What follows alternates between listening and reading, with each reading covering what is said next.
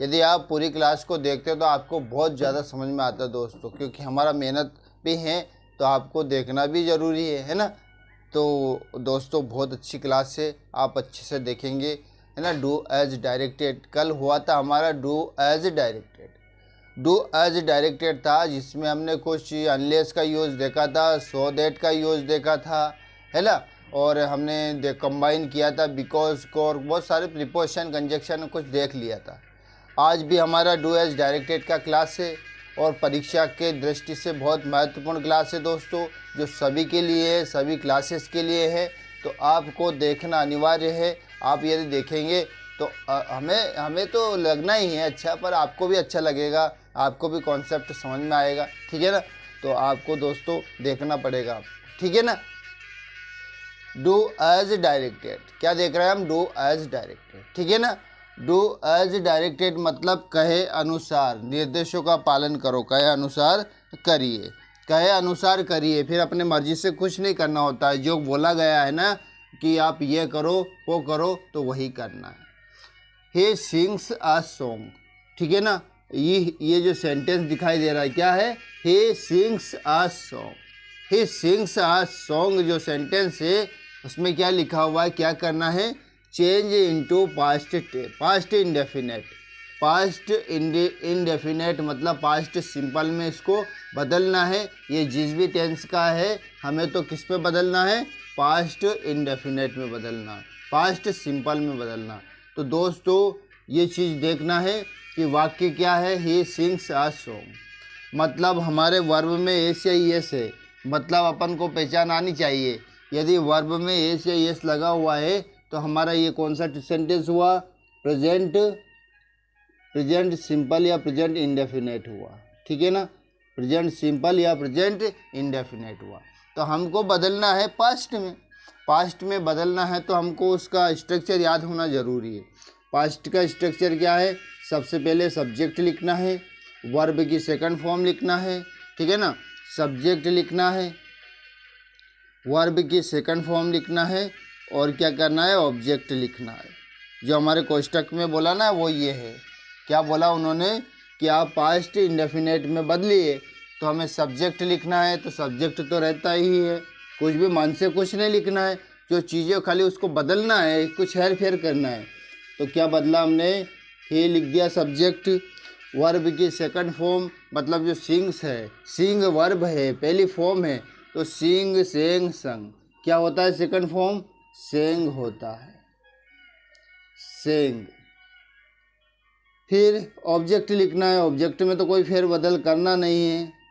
ही सेंग आ song मतलब यह क्या होता, ये क्या हो गया था, मतलब ये हुआ था ही सिंग्स आ सॉन्ग मतलब वह गाना गाता है, वह गाना गाता है, प्रेजेंट का था तो फिर पास्ट में बदल दिया हमने। क्वेश्चन पेपर में ऐसे ही कहा गया था कि पास्ट इंडेफिनेट में बदलना है, तो ही सेंग आ सॉन्ग मतलब उसने गाना गाया, उसने गाना गाया। और इसमें क्या था, वह गाना गाता है, वह गाना गाता है, उसका हो गया उसने गाना गाया, ठीक है ना दोस्तों। तो ये हमने कर दिया। तो हमें टेंस से हमने अच्छे से पढ़ा रखा है, आपको कन्फ्यूजन तो होना ही नहीं है कि यार कैसे बदलें, क्योंकि हमने बताया था, हर टेंस का फॉर्मूला बताया था, दोस्तों, एक एक चीज़ क्लियर कर दिया था। तो हमने क्या किया, सिंपल प्रेजेंट का सेंटेंस था तो हमने पास्ट इंडेफिनेट में बदल दिया, ठीक है। समझ में आ गया दोस्तों, अच्छे से समझ में आ गया। डू एज डायरेक्टेड में क्या होता है कि हमें मतलब जो कोष्टक में दी गई चीज़ें हैं ना उसी को फॉलो करना होता है, उसी का पालन करना होता है। तो यहाँ बोला था चेंज इनटू पास्ट इंडेफिनेट, यहाँ जो भी बोलते हैं वही करते। तो हमें अपनी मर्जी से कुछ नहीं करना है, जो बोला गया है कोष्टक में वही करना है। तो कोष्टक में जो बोला गया था वही किया हमने, जो उसने कहा था वही हमने किया, ठीक। अब देखिए ये तो हो गया हमारा फर्स्ट सेंटेंस कंप्लीट, ठीक है। सेकंड देख लीजिए, वी लाइक स्वीट्स। अब देखो ये कौन सा टेंस का है, वी लाइक स्वीट्स मतलब हम मिठाइयाँ पसंद करते हैं, मतलब प्रेजेंट का है, हम मिठाइयाँ पसंद करते हैं, ठीक है। इसको नहीं भी पता है तो नहीं, कोई बात नहीं है, पर करना है इसलिए हमको पहचान होना जरूरी है। Change into interrogative.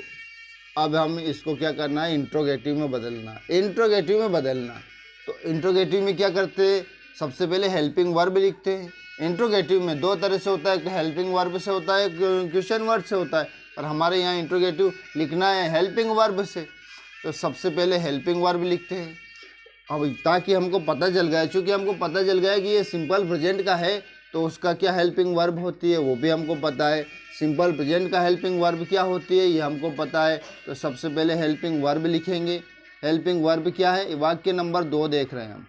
Helping verb क्या है, डू या डज होता है। तो डू या डज होता है किसका, सिंपल प्रेजेंट की हेल्पिंग वर्ब। तो डू या डज होता है, पर हमको शर्त यह है कि डू लगाए कि डज लगाए। तो दोस्तों डू डज के लिए भी हमने अच्छे से बता रखा है कि यदि डू लिखना है ना, मतलब आई, वी, यू, दे और प्लूरल, इतनी सारी चीज़ें यदि आई तो इसके पहले क्या करना है, हमको डू लिखना है, ठीक है ना। और यदि बाकी जो अन्य सब्जेक्ट रहेंगे उसके पहले डज लिखना है। ही, शी, इट और सिंगुलर एनी नेम जो भी है, मतलब ही, शी, इट है ना, एनी नेम कोई भी नाम हो और सिंगुलर, ये चीज़ें होगी तो डज लिखेंगे। तो हमारे पास में क्या है यहाँ, आई, वी, यू, दे, मतलब वी है हमारा सब्जेक्ट।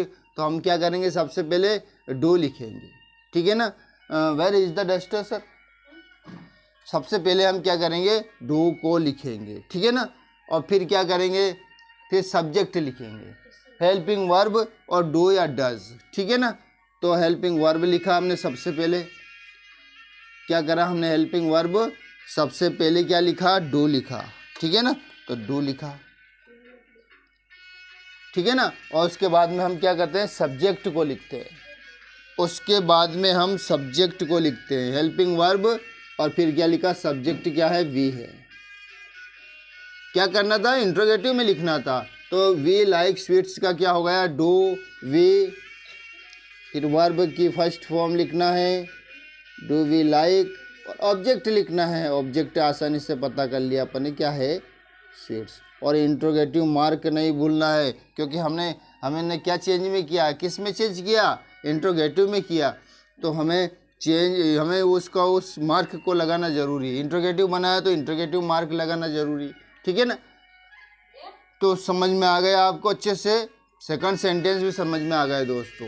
कैसे समझ में आ गया, क्योंकि ये था हमारा सिंपल प्रेजेंट का, एफर्मेटिव में था। तो हमें इस न्यू टेंस का नाम नहीं दिया यहाँ, उसी टेंस का जिस टेंस का है उसी टेंस का इंट्रोगेटिव में बनाना था, तो हमने इंट्रोगेटिव में बना दिया, ठीक। कंप्लीट हो गया हमारा सेकंड सेंटेंस। अब देखिए third, he said to me don't open the gate. अब देखो क्या करना है इसका, चेंज द नरेशन, नरेशन में बदलना है इनको, नरेशन में बदलना, ठीक है ना। मतलब डायरेक्ट इनडायरेक्ट स्पीच आपने देखा ही होगा, अच्छे से समझाया था हमने नरेशन की क्लासेस में। तो हमको अब उतना डिटेल में नहीं जाते हैं, हम तो जो वाक्य दिया है उसको देख रहे हैं, उसको हल कर रहे हैं, क्योंकि ये परीक्षा की दृष्टि से महत्वपूर्ण है दोस्तों। परीक्षा में देख लेना आप, परीक्षा में निश्चित आएगा दोस्तों इस प्रकार के क्वेश्चंस, और आपको लगेगा कि वाह यार हमारे 5 अंक तो यूं ही मिल गए यार, 5-10 मिनट की क्लास है उसको देख लिया था हमने, आसानी से मिल गया। अब ऐसा आया, he said to me don't open the gate, मतलब आपको समझ में आ गया कि ये डायरेक्ट स्पीच है, ठीक है ना। डायरेक्ट स्पीच है, हमें क्या करना है, इनडायरेक्ट में बदलना है। तो पहले तो सबसे पहले तो आइडेंटिफाई करो, क्या आइडेंटिफाई करो, रिपोर्टेड स्पीच को। चलो इससे पहले हमें थोड़ी सी चीज़ जानकारी होना जरूरी है, रिपोर्टिंग वर्ब और रिपोर्टेड स्पीच। रिपोर्टिंग वर्ब और रिपोर्टेड स्पीच क्या चीज़ होती है, रिपोर्टिंग वर्ब ये इधर जो है ना इन्वर्टेड कोमा के जो बाहर है वो रिपोर्टिंग वर्ब है, और जो ये इन्वर्टेड कोमा के अंदर है रिपोर्टेड स्पीच है, ठीक है ना। तो हमें क्या करना है, ये डायरेक्ट में था तो इनडायरेक्ट में बदलना है। तो कैसे बदलेंगे, नरेशन है ना, नरेशन का मतलब ही वही होता है, स्पीच होता है, ठीक है ना। तो सबसे पहले तो आइडेंटिफाई करो कि ये सेंटेंस किस सेंटेंस का है, एफर्मेटिव का है, नेगेटिव का है ना, इम्पेरेटिव का है, ऑप्टेटिव का है, एक्सक्लेमेटरी है, किस सेंटेंस का है। तो हम आइडेंटिफाई कर लिया हमने। क्या आइडेंटिफाई किया कि ये हमारा इम्पेरेटिव का है। क्या है ये, इम्पेरेटिव का है। तो इम्पेरेटिव का है तो हमें क्या करना है ये भी हमको पता है। क्या पता है, देख लीजिएगा, हम करेंगे ना तो प्रैक्टिकली हमको समझना है, ऐसा मुंह से बोलेंगे तो आपको समझ में नहीं आएगा, ठीक है ना। तो सबसे पहले ही लिखा, रिपोर्टिंग स्पीच का क्या है, ये रिपोर्टिंग स्पीच का सब्जेक्ट बोलते हैं इसको। ये इधर का पोर्शन ही रिपोर्टिंग स्पीच होता है और ये रिपोर्टेड स्पीच होता है, ठीक है ना। तो इसमें जो प्रयुक्त हो रही है वो रिपोर्टिंग वर्ब है। तो रिपोर्टिंग स्पीच का वर्ब सब्जेक्ट लिखा। फिर जो सेड है, सेड क्या है, रिपोर्टिंग वर्ब है ना, तो कन्फ्यूजन नहीं होना है, इसको हमें सेंस के अनुसार बदलना है।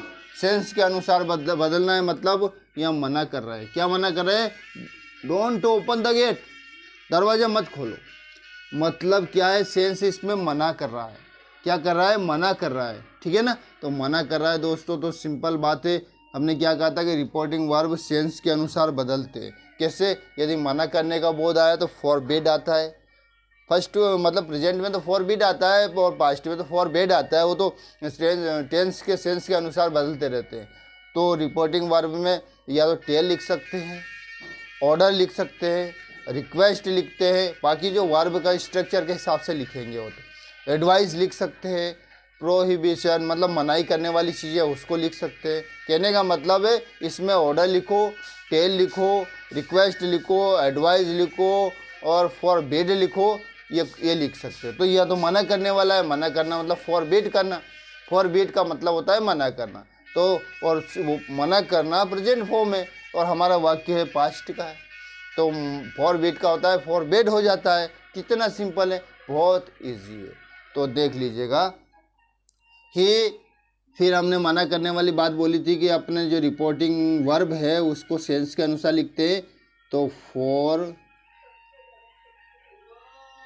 फॉरबिड, ठीक है, ही फॉरबिड। अब देखो ये तो लिख दिया अपने सेंस के अनुसार। फिर ही फॉरबिड मी। अब जो कोऑर्डिनेटिंग वर्ड है, कोऑर्डिनेटिंग वर्ड क्या होता है, इसमें टू होता है। क्या होता है, टू। याद रखना, इम्पेरेटिव सेंटेंस में कोऑर्डिनेटिंग वर्ड मतलब संयोजक, जोड़ने वाले, दोनों वाक्यों को जोड़ने वाला शब्द होता है टू। किसमें दैट होता है, किसमें क्या होता है, पर इसमें होता है टू। तो क्या करा, ही फॉरबिड मी टू। फिर अब वो डोंट तो हटा दीजिए, ये पोर्शन तो हो गया है। वो इस मना करने वाली बात में उस चीज़ को, वो चीज़ आ गई है तो अपन वर्ब लिखते हैं। वर्ब की फर्स्ट फॉर्म तो फर्स्ट फॉर्म ही होती है to open the gate, open the gate. अब बताइए मुझे समझ में आया आपको अच्छे से, नहीं आया तो एक बार वो समझ लीजिएगा। हमने क्या किया, ये हमारा रिपोर्टिंग स्पीच और रिपोर्टेड स्पीच है, इसमें उपयोग वर्ब जो रिपोर्टिंग वर्ब होती है तो इस पे इसको चेंज करना होता है। बाकी इसका तो टेंस चेंज होता है, तो इसको सेंस के अनुसार चेंज किया हमने। वाक्य देखो, रिपोर्टेड स्पीच का वाक्य देखो कि ये किसका कैसा वाक्य, किस प्रकार का वाक्य। डोंट ओपन द गेट, दरवाज़ा मत खोलो, मतलब ये इम्पेरेटिव सेंटेंस है, ये मना करने वाला है। तो मना करने वाला है तो मना करने का वर्ब होती है फॉरबिड होता है, तो फॉरबिड का सेकंड फॉर्म फॉरबिड कर दिया अपन है ना। और उसके बाद में क्या किया हमने, ऑब्जेक्ट लिखा और कनेक्टिंग वर्ड जो है, कोऑर्डिनेटिंग वर्ड है टू लिखा, ओपन द गेट। फिर वो डोंट तो हटा दिया क्योंकि इसमें हो गया। दोस्तों अब वो एक और वाक्य इसी का दूसरी प्रकार से भी बनाते वो भी बताऊंगा मैं, तो इसको समझ लीजिएगा। मतलब सब्जेक्ट लिखा, रिपोर्टिंग स्पीच का सब्जेक्ट लिखा, और फिर जो सेंस था वर्ब का, मतलब इसका क्या सेंस था, मना करना है तो फॉरबिड लिखा। मी ऑब्जेक्ट था, कनेक्टिंग वर्ड जो है टू लिखा, फिर वर्ब की फर्स्ट फॉर्म वो नॉट डोंट तो हो ही गया ना, इसमें मना करने वाली चीज़ इसमें आई गई ना। तो ही फॉरबिड मी, उसने मुझे मना किया दरवाज़ा खोलने को, है ना। तो टू ओपन द गेट मतलब वर्ब की फर्स्ट फॉर्म कनेक्ट करके टू और ये जो इन्वर्टेड कोमा है इसको हटा देना है, हमको एक ही चीज़ बनाना ना, एक ही वाक्य बनाना ना, तो वो क्या, वो हटा दिया हमने इन्वर्टेड कोमा। ये कोमा और इन्वर्टेड कोमा के बीच में कनेक्ट कर दिया दोनों शब्द को, मतलब कनेक्ट, वैसे कनेक्टेड डेट भी होता है, किसी में आस्क होता है, टेल होता है, हर प्रकार से होता है, पर इम्पेरेटिव में टू ही आता है, इम्पेरेटिव में टू ही आता है। ठीक है ना, एक प्रकार से तो आपको समझ में आ गया। अब इसी वाक्य को हम दूसरी प्रकार से बना सकते हैं। किस प्रकार से बना सकते हैं कि उसने बोला, उसने पूछा, उसने कहा, क्या कहा उसने पूछा, मतलब कि आस्क्ड मी, उसने मुझसे पूछा, क्या पूछा कि डोंट ओपन द गेट, दरवाज़ा मत खोलो, दरवाज़ा मत खोलो, मुझसे पूछा उसने, मतलब मुझसे पूछा गया है कि दरवाज़ा मत खोलो। तो इसको दूसरे प्रकार से कैसे बनाते हैं देख लीजिएगा। सेंस क्या था, पूछना है, तो हमने क्या किया कि आस्क, तो सेकंड मतलब पास्ट में है तो ही आस्क्ड, और फिर ऑब्जेक्ट क्या लिखा, मी। अब देखो बस ये चीज़ याद रखना है। अब ये मना किया ना, डोंट ओपन द गेट, तो he asked me not to, not, ये टू जो कनेक्टर है, जो कनेक्ट वर्ड है, कनेक्टिंग वर्ड है, उसके पहले नॉट लिख दो और टू और वर्ब की फर्स्ट फॉर्म लिख दो और द गेट। अब बताओ, दो प्रकार से बना सकते हो, या तो इस प्रकार से बनाओ, सेंस देख लोगे, मना करने वाला है तो फॉरबिड लिख दो, और पास्ट में है तो फॉरबिड लिख दो। ठीक है ना, इस प्रकार से भी बना सकते हो तब भी करेक्ट है, और इस प्रकार से भी बना सकते हो तब भी करेक्ट है। ठीक, तो दोस्तों आपको आई थिंक समझ में आ रहा होगा अब तो। बाकी मैंने डिटेल में क्लासेस ले रखी है, नरेशन की क्लासेस बहुत अच्छी ले रखी है ना, नरेशन की ले रखी है, स्पीच, वॉइस, सब क्लासेस ले रखी है। अब तो हम परीक्षा की दृष्टि से जो क्वेश्चन आते हैं वही देख रहे हैं, आए हुए हैं दोस्तों। नहीं तो आप देखना, यदि आपको नहीं अब ऐसा लगता है कि यार ये तो ऐसा ही है, कुछ नहीं आता है, तो आप देख लेना क्वेश्चन पेपर में इस प्रकार के क्वेश्चंस अवश्य मिलेंगे आपको। ठीक है ना, तो इसको ज़रूर देखें आप लोग, बहुत इम्पोर्टेंट है, बहुत महत्वपूर्ण है। ठीक है ना। इसी बीच एक बात याद आया, एक जोक्स याद आया मुझे कि एक पेशेंट जो है, एक पेशेंट क्या है, उसके डॉक्टर के पास में आता है, बोलता है डॉक्टर साहब तो कह रहा व्हाट्स द मैटर, क्या है? तो कह रहा I am very lazy always sleepy, मतलब मैं बहुत आलसी हूँ और हमेशा सोता रहता हूँ। डॉक्टर साहब आई एम वेरी लेजी, मैं बहुत आलसी हूँ और ऑलवेज स्लीपी, मैं हमेशा सोता रहता हूँ। तो डॉक्टर ने कहा कि उसके लिए दवाई मैं दवाई लिख रहा हूँ, मैं आपको दवाई लिख रहा हूँ। क्या लिख रहा हूँ? कह रहा है कि टेक द स्मार्टफोन, एक आप स्मार्टफोन ले लो। ठीक है ना, इसकी दवाई ये है कि एक स्मार्टफोन ले लो और 5G कनेक्शन करवा लो, विद किसके साथ में? With Facebook, WhatsApp and Instagram, will be fine. अगर ये चीज़ें आपने इंस्टॉल कर लिया ना तो आप ठीक रहोगे, आपको नींद भी नहीं आएगा, आलसी भी नहीं आएगा और हमेशा तंदुरुस्त रहोगे, चौकन्ना रहोगे। ठीक है ना, ये दवाई लिखा उससे उसने डॉक्टर से बोला ना कि डॉक्टर साहब मैं बहुत आलसी हूँ, मैं हमेशा सोता रहता हूँ। तो उसने कहा कि एक काम करो, तुम एक स्मार्टफोन ले लो, स्मार्टफोन लेने के बाद में 5G कनेक्शन करा लो और उसमें फेसबुक, ट्विटर है ना और इंस्टाग्राम और ये चीज़ें सब आप इंस्टॉल कर लो फ़ोन में और आप ठीक हो जाओगे।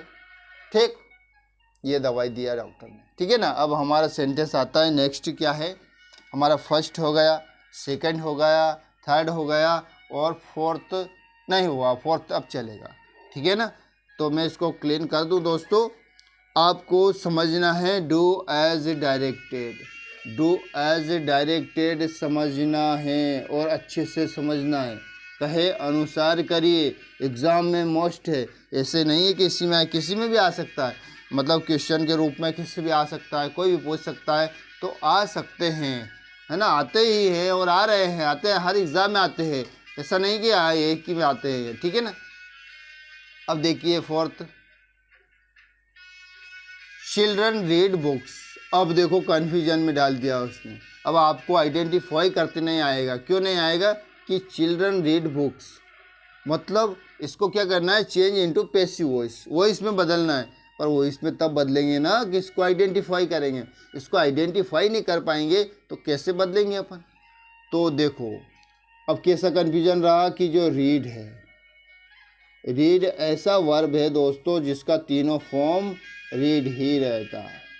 रीड रीड रीड, रीड ऐसी वर्ब है जिसका तीनों फॉर्म सेम होता है।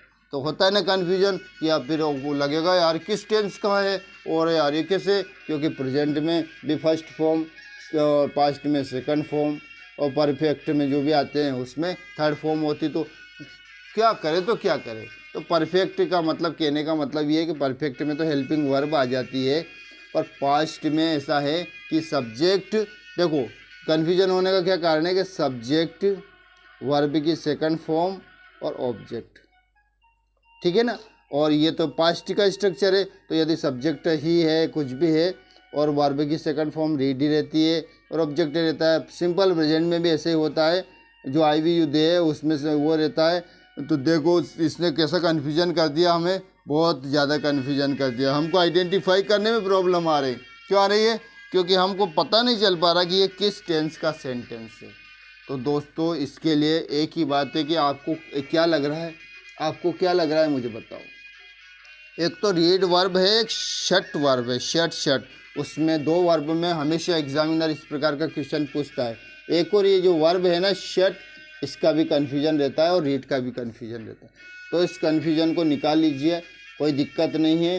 अगर और चीज़ों में रहेगा तो वर्ब में एस या ई एस रहेगा, है ना, तो वो तो कन्फ्यूजन कभी निकल जाता है। यदि यहाँ चिल्ड्रन की जगह मतलब जैसे बॉय आ गया या कुछ भी आ गया सिंगुलर, तो आपको आसानी से लग जाएगा कि ये तो पास्ट का है, क्योंकि प्रेजेंट का होता तो एस या ई एस लिखते। पर साला ऐसा है कि यहाँ प्लूरल भी है, सब्जेक्ट भी प्लूरल है, और वर्ब भी अभी कौन सा फॉर्म माने, फर्स्ट माने कि सेकंड माने कि थर्ड माने, कौन सा फॉर्म है ये। तो इसके लिए आपको डाउट नहीं रखना है, बिल्कुल डाउट नहीं रखना है। सबसे पहले यदि आपको ऐसा लग रहा है तो यार प्रेजेंट सिंपल का मान लीजिए, प्रेजेंट सिंपल का मान लो तब भी गलत नहीं होगा, और पास्ट सिंपल का मान लो तब भी कोई गलत नहीं कर सकेगा, ये मेरी गारंटी है। क्यों, क्योंकि ये दोनों ही सेंटेंस के लिए अलाउड है, दोनों ही सेंटेंस के लिए अलाउड है। तो सबसे पहले हमने माना सिंपल प्रेजेंट का सेंटेंस। तो क्या किया हमने, सबसे पहले वॉइस बनाना है, सिंपल प्रेजेंट का है तो क्या करते हैं, उसका वॉइस के लिए अगली जो हेल्पिंग वर्ब होती है कंटिन्यूअस का हेल्पिंग वर्ब ले लेते हैं, ठीक है ना। कंटिन्यूअस का हेल्पिंग वर्ब ले लेंगे, और पास्ट का रहेगा तब भी कंटिन्यूअस का लेंगे, पर पास्ट कंटिन्यूअस का रहेगा। प्रेजेंट का मानेंगे तो प्रेजेंट की कंटिन्यूअस रहेगी। मतलब कहने का, यदि आप सिंपल प्रेजेंट का मान रहे हो कि सिंपल पास्ट का मान रहे हो, तो हम तो एक का मान रहे हैं सिंपल प्रेजेंट का। पर यदि हमको लगा कि यार सिंपल पास्ट का माना हमने, तो कैसे बनाएंगे, तो दोनों को हम बना देंगे। दोनों को बनाने में क्या होगा कि हमें फ़ायदा ये हो जाएगा कि कभी दोनों में से कोई भी लिख सकेंगे, ऐसा नहीं कि फिक्स एक ही लिखना है। तो हमने माना कि चलो सपोज़ करो कि हमने सिंपल प्रेजेंट का माना, इसका वॉइस बनाना है, तो सबसे पहले तो ऑब्जेक्ट, हर बेसिक वॉइस में ऑब्जेक्ट लिखना पड़ता है। सबसे पहले बॉक्स लिख दिया। सिंपल प्रेजेंट का प्रेजेंट कंटिन्यूअस का मैं अगर सिंपल प्रेजेंट का मान रहे हैं मान लिया जाए, तो हमने क्या किया, हेल्पिंग वर्ब क्या होती है, आर होती है। वर्ब की थर्ड फॉर्म, इसमें तो कोई संशोधन है नहीं, वो रीड ही रहेगा। तो books are read by children, ठीक। ये तो हमने बना दिया सिंपल प्रेजेंट के अकॉर्डिंग। क्या बना दिया, सिंपल प्रेजेंट के अकॉर्डिंग। पर हमको लग रहा है कि यार एक काम करते हैं, पास्ट के भी बना दे, क्योंकि ये पास्ट का भी तो मान सकते हैं। तो पास्ट में कैसे बोला कि सिंपल प्रेजेंट का, कहीं इसमें लिखा हुआ है कि यार इसका ही यही तो कन्फ्यूजन वाला है। एग्जामिनर इसी प्रकार के पूछते, तो हम इसको सिंपल पास्ट के अकॉर्डिंग बना रहे हैं। तो उसमें भी ऑब्जेक्ट तो लिखना ही है सबसे पहले। ऑब्जेक्ट लिखने के बाद में उसकी हेल्पिंग वर्ब क्या है, बुक्स वर, वाज या वर होती है ना, बुक्स वर, और फिर वर्ब की थर्ड फॉर्म लिखना है रीड और बाय चिल्ड्रन, बाय चिल्ड्रन, ठीक है ना। तो दोनों में समझा दिया गया है आपको कि यदि सिंपल प्रेजेंट का मान रहे हो तो इस प्रकार से बना सकते हो, सिंपल पास्ट का मान रहे हो तो इस प्रकार से बना सकते हो, ठीक है ना। दोनों डाउट क्लियर कर दिया मैंने कि यदि और ऐसा वाक्य आया तो कन्फ्यूजन नहीं होना है दोस्तों। शर्ट, रीड कुछ ऐसे वाक्य, ऐसी वर्ब है जो हमेशा कन्फ्यूजन में डाल देती है, तो आपको कन्फ्यूजन का सवाल नहीं है। आपको सिंपल प्रेजेंट का माना सही है, वो सिंपल प्रेजेंट का लिख लीजिएगा, पर आपको अचानक याद आएगा यार सिंपल पास्ट में मान लेते हैं, तो उसका बना दीजिएगा, कोई गलती नहीं मानेगा। ठीक है ना, बढ़े आगे। ये हुआ, ये हुआ और ये हुआ।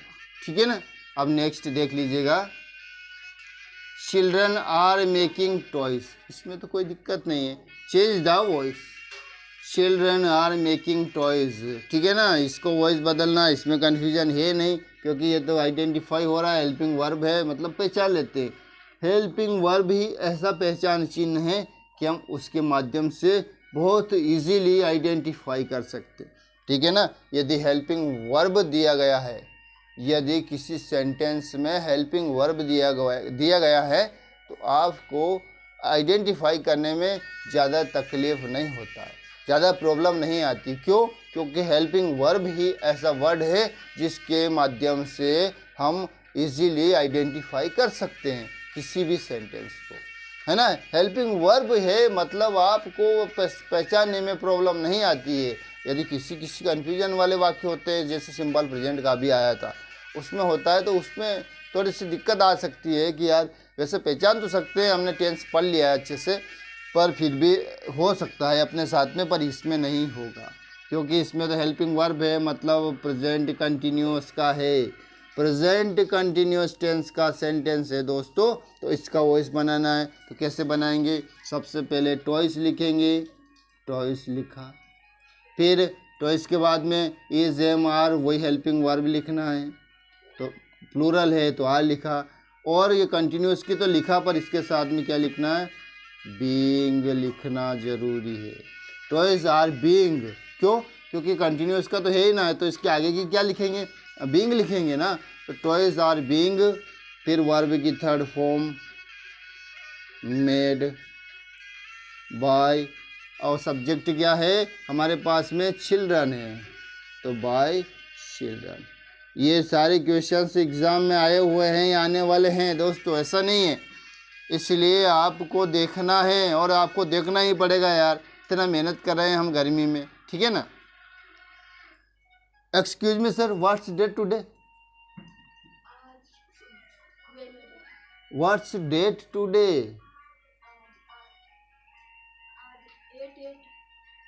है ना दोस्तों, क्या मतलब हमारा 8 मई 2014। देख लीजिएगा कैसा गर्मी का दिन है, बहुत हॉट डे है, बहुत हॉट डे है दोस्तों, बहुत हॉट डे है। उस डे में हम मतलब टीचिंग करवा रहे हैं, मतलब हमारा भी तो कुछ बनता है ना, आपका भी कुछ फ़र्ज बनता है कि आपको भी देखना है। तो ठीक है ना, हमने क्या किया, ये हमारे पास में सेंटेंस था चिल्ड्रन आर मेकिंग टॉयज़, इसका चेंज करना था वॉइस में, तो हमने चेंज कर दिया। ऑब्जेक्ट लिखा, हेल्पिंग वर्ब लिखा, तो helping verb is am are being होता है, मतलब इसमें प्लूरल है तो आर बीइंग लिखा, और वर्ब की थर्ड फॉर्म लिखा, बॉय लिखा, और सब्जेक्ट लिखा। कौन सा सब्जेक्ट? मॉडिफाई वाला। तो यह मॉडिफाई करने का तो सवाल है नहीं। ठीक है, तो हमने क्या किया, वो सब्जेक्ट था वैसे का वैसा ही लिख दिया। ठीक है ना, अब आगे बढ़े हम दोस्तों। नेक्स्ट सेंटेंस क्या है हमारा?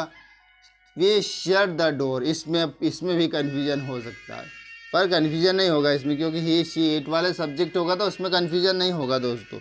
देख लीजिएगा कैसे नहीं होगा, वो बहुत इजी है, बहुत सिंपल है दोस्तों, उसको भी समझना कोई दिक्कत नहीं आएगी अपन को। क्यों, क्या है वो, क्या करना है, देख लीजिएगा। हमारा सेंटेंस है we shut the door, we shut the door. हम अब देखो, पहले तो आपको लगना चाहिए कौन सा टेंस का है। सिंपल प्रेजेंट का मान नहीं सकते। क्यों नहीं मान सकते? क्योंकि सिंपल प्रेजेंट में यदि ही, शी, इट, एनी नेम है ना, और सिंगुलर, इतनी चीज़ें रहेगी, तो क्या होगा, वर्ब की फर्स्ट फॉर्म रहेगी और एस या ई एस रहेगा। मतलब वर्ब की फर्स्ट फॉर्म तो है ही सही, ठीक है ना, पर क्या शर्त यह है कि उसके साथ में एस या ई एस रहेगा। किसके साथ में? ये ही, शी, इट, नेम। तो हमारे पास ही है, सब्जेक्ट ही है, तो स्वाभाविक है कि इसके साथ में एस या ई एस रहेगा। तो ये हमारा सिंपल प्रेजेंट का तो है नहीं, सिंपल प्रेजेंट का तो नहीं है। ठीक है ना। हमारा डाउट क्लियर होगा कि सिंपल प्रेजेंट का तो है नहीं। अभी ये किसका मानेंगे हम, ये किसका मानेंगे, पास्ट का मानेंगे, क्योंकि सेकंड फॉर्म मानेंगे। फिर फर्स्ट फॉर्म होती तो एस या एस जरूर आता, और ये फर्स्ट फॉर्म है नहीं, ये सेकंड फॉर्म है। तो सेकंड फॉर्म किस में आता है, पास्ट में आता है, पास्ट सिंपल में आता है दोस्तों। तो हमें अब इसका नेगेटिव बनाना है, तो हमको समझ में आ गया है, क्या समझ में आया कि ये सिंपल पास्ट का है, तो सिंपल पास्ट का नेगेटिव बना लेते हैं। सब्जेक्ट लिखेंगे सबसे पहले शी, और जो हेल्पिंग वर्ब क्या है पास्ट की, डीड है। सिंपल पास्ट की क्या है, डीड है।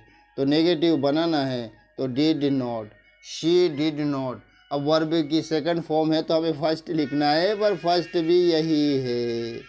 तो she did not shut the door. अब आपको ये तो क्लियर हो गया, डाउट क्लियर हो गया दोस्तों, किसी भी प्रकार का डाउट नहीं बचा। अब she did not shut the door, ठीक। तो समझ में आ गए ना आपको, ये हमारा सिंपल पास्ट का था। तो सिंपल पास्ट का जो नेगेटिव होता है डिड नॉट होता है, subject plus did not plus verb की फर्स्ट फॉर्म प्लस ऑब्जेक्ट होता है, ठीक है ना। तो हमें आसानी से कर दिया। अब देखिए दोस्तों, ये अब लास्ट सेंटेंस है और बहुत अच्छा है। Delhi is larger than Bhopal. Delhi is larger than Bhopal, इसको रीराइट करना है। ये मतलब किस डिग्री में है, लार्जर मतलब कंपेरेटिव डिग्री में। तो हमको किस में लिखना है, पॉजिटिव डिग्री में बनाना, पॉजिटिव डिग्री में बनाना है, और ये हमारा है कंपेरेटिव डिग्री में। तो बिल्कुल भी कन्फ्यूजन नहीं होना है। क्या है पहले समझ लीजिएगा, Delhi is larger than Bhopal, Delhi Bhopal से बड़ी है। दिल्ली भोपाल से बड़ा है मतलब बड़ा शहर है ना, तो भोपाल छोटा है और दिल्ली बड़ा है। देख लीजिएगा, इसको हमने ये कंपेरेटिव डिग्री में है, एडजेक्टिव है ना। एडजेक्टिव बड़ा होगा ना अपने विशेषण होते हैं, 3 डिग्रियां होती है उनमें, है ना। मतलब एक तो पॉजिटिव होता है, कंपेरेटिव होता है, सुपरलेटिव होता है। वो डिग्री वाला सारा चीज़ें तो हमने पढ़ लिया, अच्छे से पढ़ लिया है दोस्तों। हम तो केवल वाक्य समझ रहे हैं। Delhi is larger than Bhopal, Delhi Bhopal से बड़ा है, दिल्ली भोपाल से बड़ा है, ठीक है ना। इसको हम क्या करते हैं, कंपेरेटिव डिग्री में है तो रीराइट करना है इसको पॉजिटिव डिग्री में। तो पॉजिटिव डिग्री में करेंगे तो इसका अर्थ में देखो क्या हो जाएगा, पॉजिटिव में क्या होता है, और कंपेरेटिव में तुलना की जाती है, और इसमें डायरेक्ट बताया जाता है ना। जैसे ये Delhi is the larger than Bhopal, मतलब दिल्ली भोपाल से बड़ी है। तो भोपाल मतलब इतना बड़ा नहीं है जितना दिल्ली है। इसका अगर पॉजिटिव फॉर्म बनाएंगे तो भोपाल उतना बड़ा नहीं है जितना दिल्ली, ठीक है ना। तो भोपाल इतना बड़ा नहीं है जितना दिल्ली है, सिंपल है। देखिए कैसे, अब इसको हम पॉजिटिव डिग्री बना रहे हैं तो भोपाल, फिर ये लिखना पड़ेगा ना, जब अभी तो बताया जाएगा उसको। Bhopal is not as large, है ना। कंपेरेटिव डिग्री लार्जर होती है और पॉजिटिव लार्ज होता है, एज लार्ज एज दिल्ली। अब देखो ये रीराइट कर दिया हमने, है ना। ये कौन सी डिग्री में बना दिया, पॉजिटिव डिग्री में, और ये हमारा था कंपेरेटिव डिग्री में था। तो इसको पॉजिटिव में किया, तो पॉजिटिव में किस प्रकार से किया, मतलब जो चीज़ है, जिस चीज़ की तुलना करी थी उसको पहले लिखा। किसकी तुलना, भोपाल की तुलना करी थी, किससे, दिल्ली से करा था। तो जो जैसे इसमें अरे ऐसे मान के चलिए कि यदि ये कंपेरेटिव डिग्री है, उसमें लास्ट में जो भी ऑब्जेक्ट है उसको पहले लिख दो यार। और नेगेटिव तो बनाना पड़ेगा ना, कि उतना बड़ा उसकी तुलना करिए, उसमें तुलना 2 चीज़ों के बीच में करे ना। इसमें भी ऐसा बताया, फिर उसको बताया कि ये इतना जैसे ना उससे बड़ी है वो बताया ना, तो उसका तुलनात्मक अध्ययन हो गया कि दिल्ली भोपाल से बड़ी है। तो Bhopal is not as large as Delhi, मतलब भोपाल उतना बड़ा नहीं है, कितना बड़ा, दिल्ली, मतलब दिल्ली जितना बड़ा नहीं है भोपाल। तो ये चीज़ इसको लिखा आपने, किससे तुलना करी थी, भोपाल से करी, तो इसको पहले लिखा कि भोपाल उतना बड़ा नहीं है जितना दिल्ली, ठीक है ना। तो ज़रूरी नहीं इसी सेंटेंस का इसी वर्ड आ जाए, या किसी व्यक्ति का भी नाम आ जाए। मतलब किसी का जैसे Gopal is more beautiful then, ऐसे कुछ भी आ गए, मतलब जैसे किसी लड़के का, नाउन का, किसी का भी नाम आ गया तो हमको जब उसको पॉजिटिव डिग्री में बदलते हैं ना, उसमें बनाते हैं ना, तो सबसे पहले जिससे तुलना करी उस तुलनात्मक वर्ड को लिखते हैं और उसको जो अपना दिख रहा है एज और वो जो पॉजिटिव डिग्री है उसको लिखना है। एज और जो भी लिखा उस लिखने के बाद में उसको लिख देते हैं, जो जिससे करी थी उसको लिख देते हैं केवल एज लिखने के बाद। बस कुछ भी डाउट नहीं है, कुछ भी कन्फ्यूजन नहीं है। तो हमारा डू एज डायरेक्टेड का दूसरी क्लास सीरीज़ मतलब अपना सीरीज़ चल रही थी, तो ये अपना सीरीज़ कौन सी हो गई, दूसरी हो गई दोस्तों। फर्स्ट सीरीज़ हमने कंप्लीट कर लिया था, तो ठीक है ना। आपको सेकंड सीरीज़ भी समझ में आ गई होगी दोस्तों। इसी प्रकार के क्वेश्चंस, अच्छे अच्छे क्वेश्चंस की अब श्रृंखला चलेगी डेली हमारी। मोस्ट इम्पोर्टेंट क्वेश्चंस की स्ट्रक्चर चलेगी दोस्तों, और आपको मतलब समझ में आएगा अच्छे से, और बिना डिजिटल बोर्ड के समझ में आएगा, ये मेरे गारंटी है। तो आपको इस श्रृंखला को आगे बढ़ाना है, ठीक है ना। तो जितना 1 से जितना भी 10 तक हो जाए, मतलब अगर इतना संरचना बन गई अपनी, इतनी सीरीज़ बन गई हमारी, तो समझ लीजिएगा कि आपको ऐसा क्वेश्चन नहीं बचेगा जो एग्ज़ाम में ना आए। उस 10 सीरीज़ में इतने सारे हो जाएंगे कि आपको मतलब आप आसानी से वही क्वेश्चन आएंगे, उनसे रिलेटेड ही आएंगे, उससे संबंधित आएंगे, एक भी आउट ऑफ कोर्स नहीं आएगा, ये मैं गारंटी दे रहा हूँ, ठीक है ना। Thanks for watching me, thanks for listening me, thank you very